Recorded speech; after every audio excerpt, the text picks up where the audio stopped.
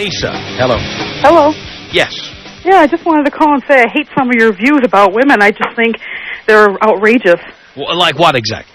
Well, first of all, I think somebody that's been married 3 or 4 times is kind of a... No. Again, you were going to outline which views you're offended by, and I'm waiting to hear what those are. Okay, the views that men are banks for women is one of them. Yeah, we're human wallets and sperm donors, yes. I mean, I know a lot of women and men that are married, happily married, most of my friends, actually, and the women make more than the men.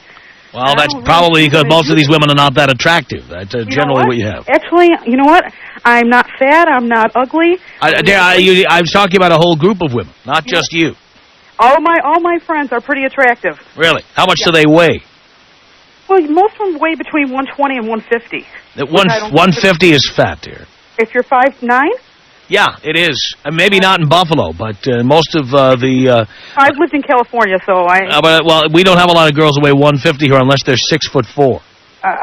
That's pretty emaciated, though. Again, dear, the woman you know who weighs 150 is probably about 5'5". She's about 5'9". 5'9", 150. She's pretty hot. She's got big breasts, so she's pretty shapely. Yeah. Generally, and maybe you have the 5 friends who are the exceptions, but generally, women who make more money than the men they're with are fat or fugly or have some other defect. Well, I don't know. I see a lot more people that are in relationships more that I see are normal. Well, I think also we tend to socialize with people who are like us. So you might know the 5 or 6 people that fit this description. And none of us have been divorced 3 or 4 times. Well, that's wonderful. You know, your choices are limited, again, when you live in western New York State. And I've lived in upstate New York, and I do know a bit about Buffalo and Rochester and Syracuse and Canandaigua and all of those places. And I've lived all over the country, and I ended up moving back here. All right, but there's probably less divorce because, let's face it, when you get divorced, who are the alternatives?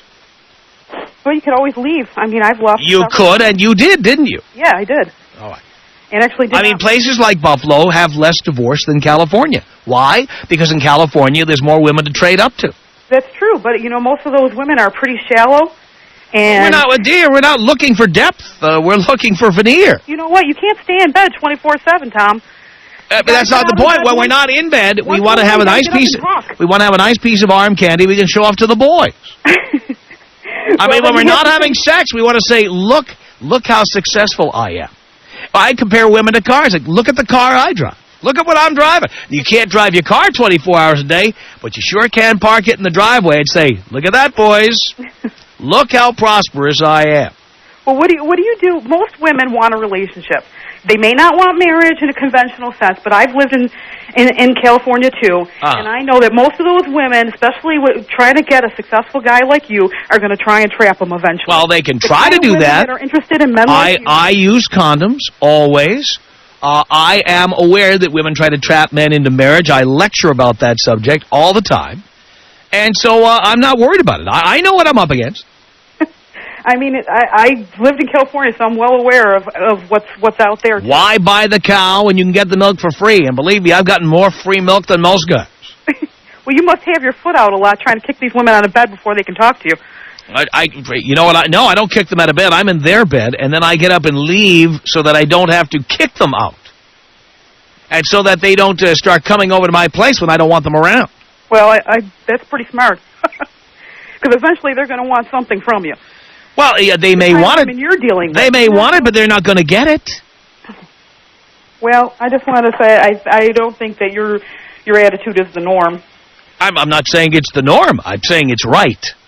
You think it's right, but you're telling young men that's what they're to look for perfection when they're probably not perfect themselves. They don't have to be perfect. The guys that are calling you are probably if they have all they have to do is appear to be perfect, or appear to have a perfect wallet, or a perfect future, or appear to have potential. That's all they have to do. Women will marry potential. You don't even have to actually be realizing your potential. You just have to have potential. Well, I got to say I disagree, and the only reason I hear your show is my husband listens and laughs at you. Well, maybe he does, but, you know, he's another loser who married somebody who makes more money than he does. And, I make slightly more than him, and he's not a loser at all. Well, good-looking guy. If he wasn't a loser, he'd be with somebody who made less money than he makes. Well, I think he could have had that. He was good-looking enough that he could have had anybody wanted. He's an attorney. He makes pretty decent buck himself. just so happens he married somebody that makes a lot of money. Mm-hmm. I understand, but that's not an accident. There's usually a reason. Guy has low self-esteem. The woman is not that attractive. That's usually what's going on. Well, I should email you my picture. I think you. Why don't you? Yeah, send that in. All right. Send that in, and we'll ask the boys what they think. Okay. All right? Yep. I'm not going to hold my breath waiting by the computer screen.